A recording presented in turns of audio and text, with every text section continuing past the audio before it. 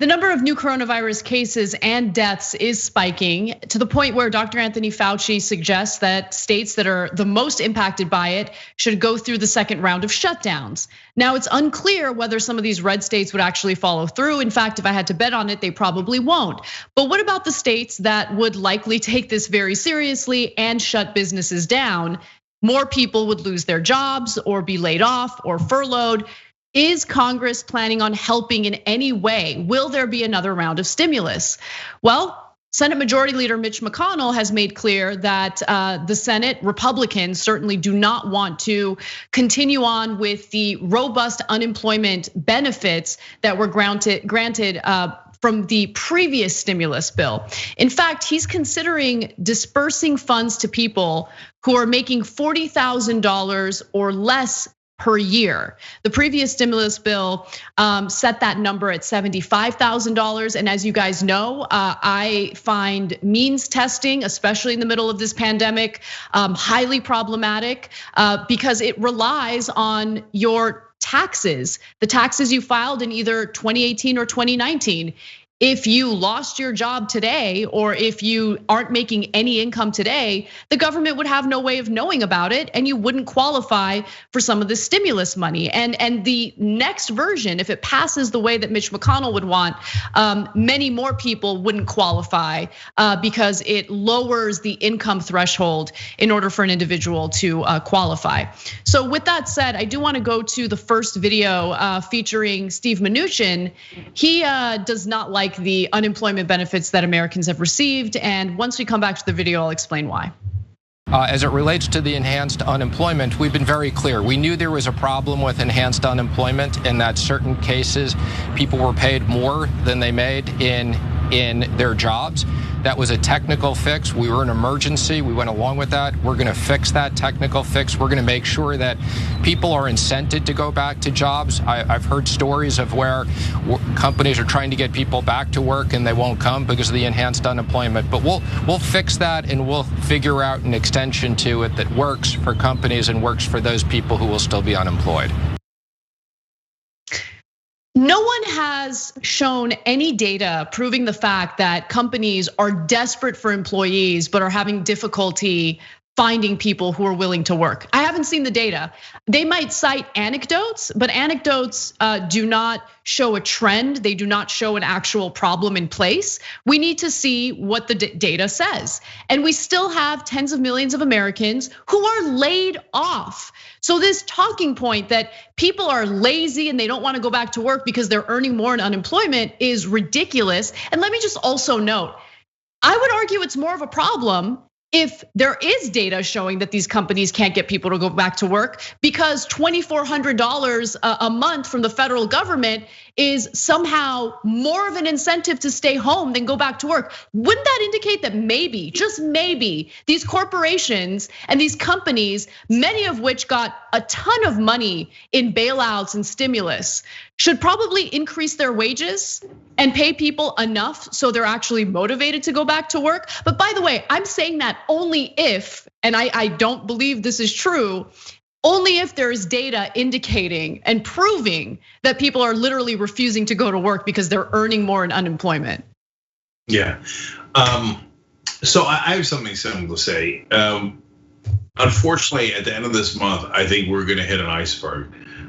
So in the beginning, we knew very little about the disease, and we knew very little about how we were gonna react to it other than Trump's president so probably poorly.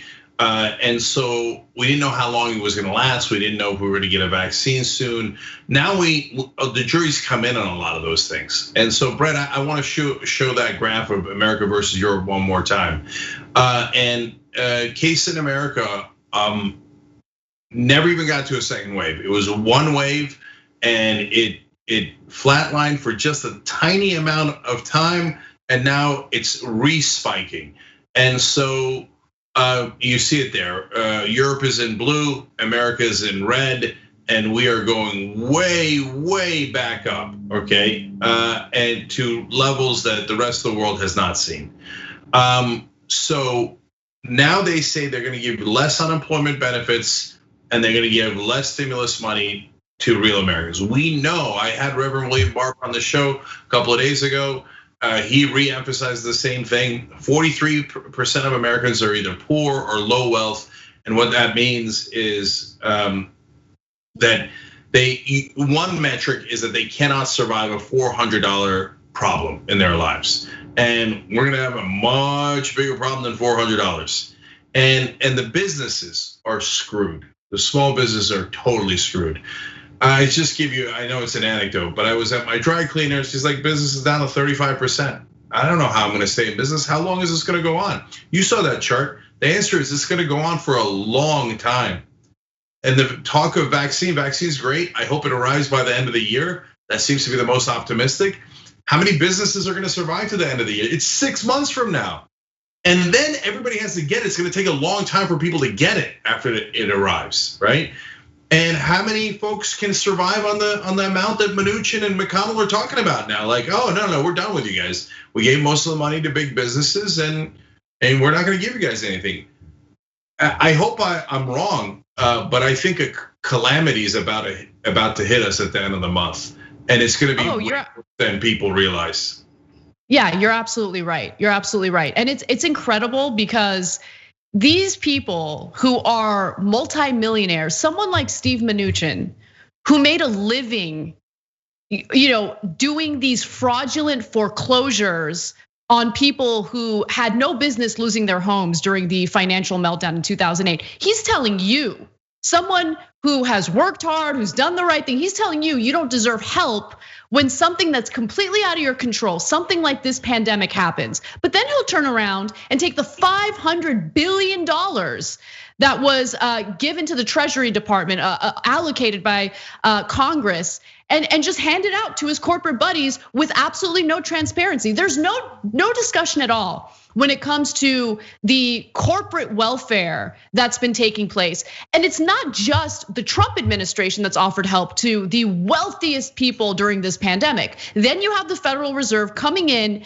and loaning trillions of dollars in incredibly low interest loans. And then you know what the banks did? They turned around and they said, hey, you average American, are you looking to refinance to take advantage of these lower interest rates? Oh, that's cute. We're actually gonna make it a little more difficult for you to do that. We're gonna have to make you go a little further with your savings account in order to prove that you can pay this low interest loan back. Just making it so restrictive that the average American doesn't even qualify for a simple refinance. That's what's happening, right?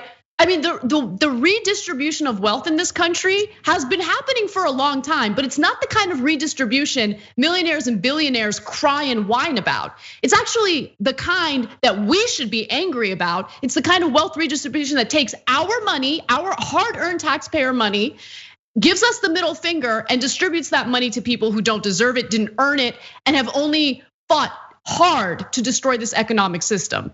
That's what's happening right now. Yeah, I just can't stand these people. And I mean, this is the swampiest administration possible. Sorry, Cenk, go ahead. No, that's okay. And while that's happening, unfortunately, we have wild misinformation throughout the country that they're spreading. So I'm gonna read a really amazing quote from somebody watching us on Twitch. Kiki wrote in, for my husband that is a Trump supporter whom I'm divorcing, they are trying to act like COVID is helping with overpopulation. So sick. That's disgusting. That's disgusting. I'm excited for you. I hope you enjoy your new life because I would not want to be around someone who thinks that way. But anyway, that's just horrible. And the fact that these people are judging average Americans while hoarding all this wealth for themselves and their buddies is unbelievable. While all these people die, while all these people suffer, and we haven't even hit that iceberg yet. People aren't gonna be able to pay their rent. They're not gonna be able to pay their mortgages. They will not receive the help they need. And by the way, the last round of stimulus was a little bit disastrous. People who qualified didn't even get the money because some people in this country are so low income, Cenk, that they don't even have to file federal tax returns. Those people would qualify for those stimulus checks, the $1,200 check that was given out earlier. But 12 million people still have not received that money. 12 million people who would have qualified have not received that money. That's what we're dealing with. I'm actually gonna go to 2 tweets here. You could tweet during the show at #TYT Live. We more often read our member quotes at tyt.com/join to become a member, but 2 great tweets here. Lost in the Social Distance says, correction, Cenk, we already hit the iceberg. And Anna, you just mentioned the iceberg as well. This is like if the captain of the Titanic announced, well, folks, we hit an iceberg just to show who's boss, we're turning around and hitting it again. That's actually true. That is a good analogy. That's what Trump is doing. It's unbelievable. And Steph B says,